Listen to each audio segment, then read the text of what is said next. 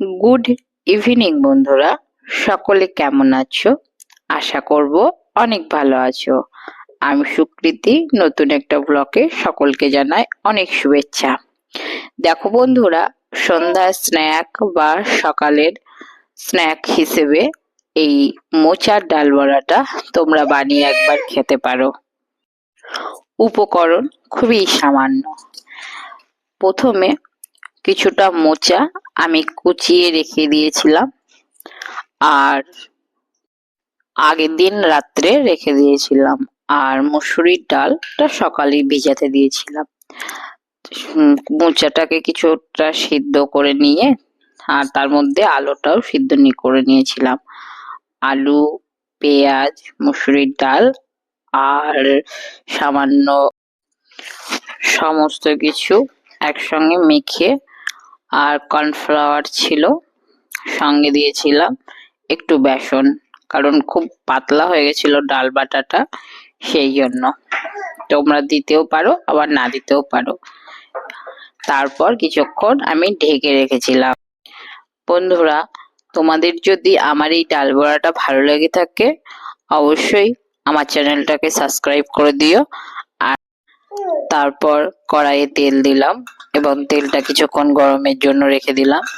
এবার একটা একটা করে ছোট্ট ছোট বড়ার আকারে এটা আমি ভেজে। এগুলো খেতে ছোট বাচ্চা থেকে বয়স্ক সবাই ভালোবাসে, আর সবারই মুখরোচক।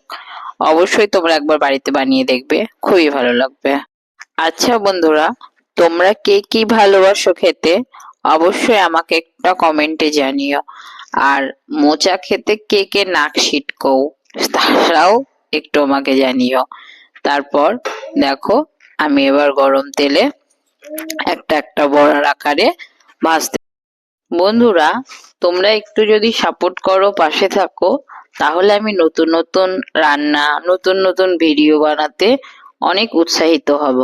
কি বলতো বন্ধুরা, একটু একটু বিন্দুতেই কিন্তু সিন্ধু তৈরি হয়েছিল। সেই জন্য তোমরা যদি একটু একটু করে পাশেও থাকো না, তাহলে আমি কিন্তু আমার চ্যানেলটাকে একটু এগিয়ে নিয়ে যেতে পারবো। তারপর দেখো, এক এক করে আমার বড়া। এই রান্নার মাঝে আমি তোমাদের একটা ছোট্ট কবিতা বলে শোনাই।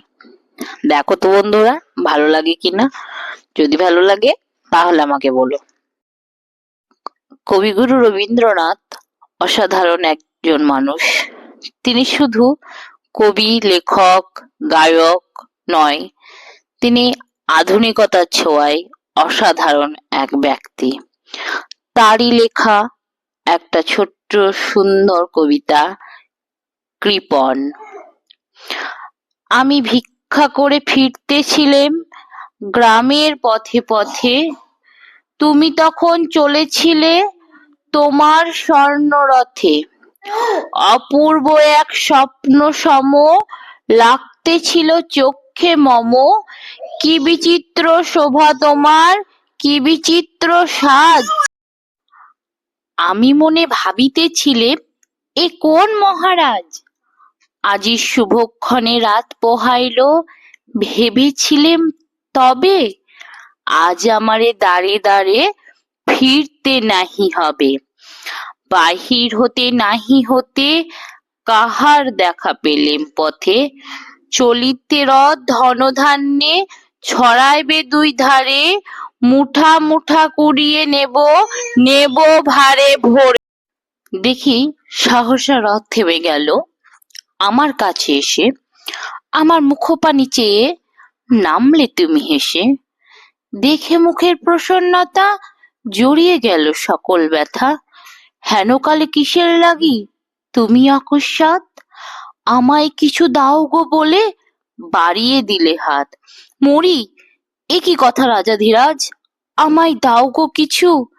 শুনে ক্ষণকালের তরে রহিল মাথা নিচু। তোমার কি বা অভাব আছে ভিখারি ভিক্ষুকের কাছে, এ কেবল কৌতুকের বশে আমায় প্রবঞ্চনা। ঝুলি হতে দিলেম তুলে একটি ছোট্ট কণা, যবে পাত্রখানি ঘরে এনে উজাড় করি, এ কি ভিক্ষা মাঝে একটি সোনার কণা দেখি।